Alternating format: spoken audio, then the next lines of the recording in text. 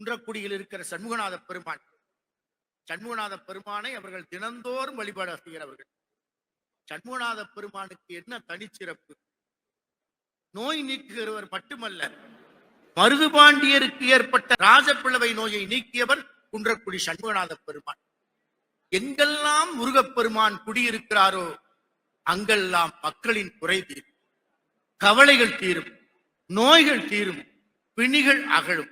அதனால்தான் காலம் அறிவான், கருணை புரிவான், கந்த கடவுள் என்பார்கள். முருகா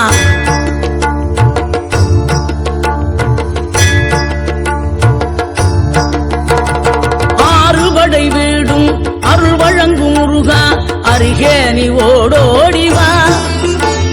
மூவிரண்டு முகம் சொலிக்க 2 கரங்களுடன் ஆதரவு தர ஓடிவா.